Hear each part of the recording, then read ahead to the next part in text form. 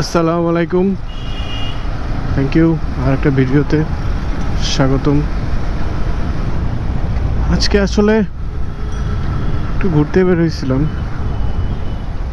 বেরোইছিলাম বলতে একটু কাজে ছিল, কাজ করে এক্স অফিস থেকে ঘুরে ফিরতেছি। যেটা হচ্ছে আজকে কথা বলতে চাই একটু ইঞ্জিন অয়েল চেঞ্জ নিয়ে, যেটা আমাদের আসলে একটা অভ্যাস আছে বাংলাদেশেই শুধু মনে হয়, অন্য কোনো দেশে আসলে আমি নাই, সো চালাইও নাই, সো বলতে পারবো না। বাট বাংলাদেশেটা যেটা হচ্ছে যে ধরেন মিনারেল একটা ইঞ্জিন অয়েল আমরা চেঞ্জ করে ফেলি 1000-এর মধ্যে। হয়তো আপনার কোনো ম্যানুয়ালে কোথাও লেখা আছে, বাট আমি আসলে ম্যানুয়ালটা তো কোনো ভালোভাবে চেক করা হয় নাই। বাট আমি আমার বাইকে MT-15 আসলে মিনারেল যখন ইউজ করছি তখনও আসলে 2500 থেকে 3000 চালাই ফেলছি। সো স্মুথনেস যদি বলেন, অন্যান্য প্রবলেম বলেন, আমি অত ফেস করি নাই। আর এখন যেটা আমি ইউজ করি পুরো ফুল সিনথেটিক, নাম না বলি কোনোটারই, সো যেটা আসলে একটু যেটা কস্টলি হয়। আর এটাও আসলে এখন পর্যন্ত আমি প্রায় 5500 বা 600 মতো চালিয়ে ফেলেছি। হ্যাঁ, সো এখন পর্যন্ত আমার বাইকে যে স্মুথনেস আছে, মানে এটা আমি চালাচ্ছি, অন্য কেউ তো চালাচ্ছে না, বাট আমি বলতেছি তো হয়তো বলবেন যে না বেশি বলতেছে, জিনিসটা এরকম না। তো এখনও আলহামদুলিল্লাহ আল্লাহর রহমতে অনেক স্মুথ বাইকটা।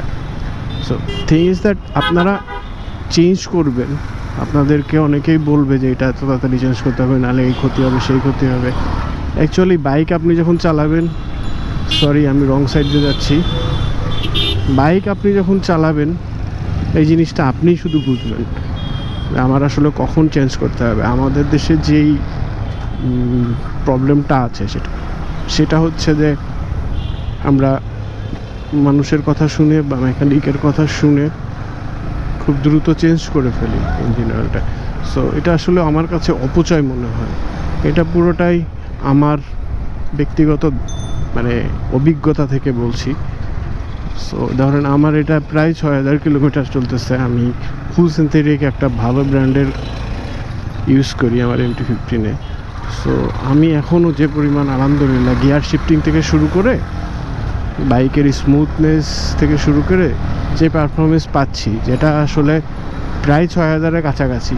সো আমি এখনও ফিল করতেছি না আমার এটা চেঞ্জ করতে হবে, বাট আমি 6000-এর পরে হয়তো চেঞ্জ করব। একটা ইঞ্জিন ফ্ল্যাশ আরও ইউজ করবো আমি, কারণ আমার 13000 প্লাস হয়ে গেছে, প্রায় 14000-এর কাছাকাছি হবে, 13594 বা এরকম সামথিং।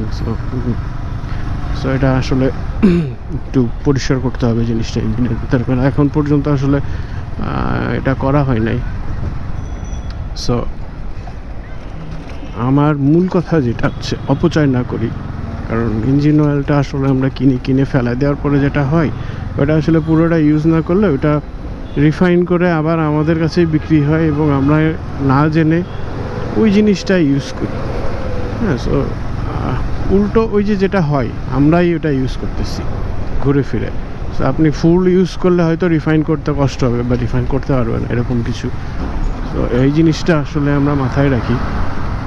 আমার মনে হয়, এটা আমার অভিজ্ঞতা থেকে বলছি এবং আমার মনে হওয়া থেকে বলছি, যে কমপক্ষে আপনার যখন মনে হবে যে না আপনার গিয়ার শিফটিংয়ের সমস্যা হচ্ছে, হার্ড হচ্ছে, আপনিই বুঝবেন আসলে বাইকটা যখন আপনি চালাবেন।